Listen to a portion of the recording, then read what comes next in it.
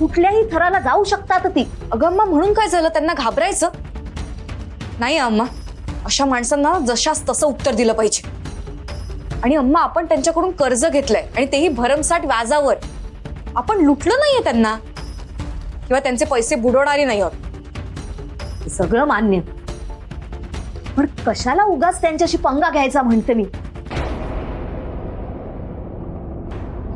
अम्मा, मला ना खरं तर भीती वाटते ग. तो पुजारी अण्णा अप्पांना धमकवायला घरी आला होता.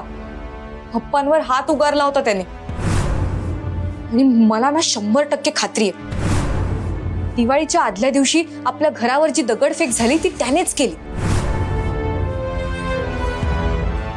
अम्मा, त्याने पुन्हा असं काही केलं तर? म्हणजे त्या शिवाच्या रागाचा वचपा त्याने आपल्यावर काढला तर? सध्या आपण दोघीच राहतोय. नाही नाही नाही, काही होणार नाही. आणि असं घाबरून कसं चालेल? आणि तसंही आता तू मी झोपेत ना घराबाहेर जाऊ नये म्हणून घराला कुलूप लावणार आहेस ना? काही होणार नाही. हा कसला आवाज आला? थांब मम्मा, मी बघते. शक्ती,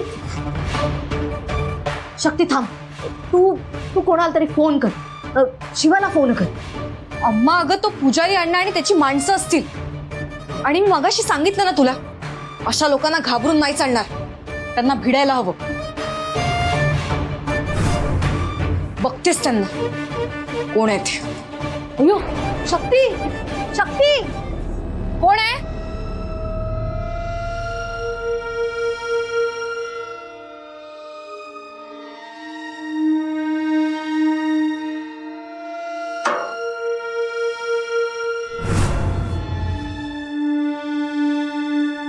अयो शक्ती.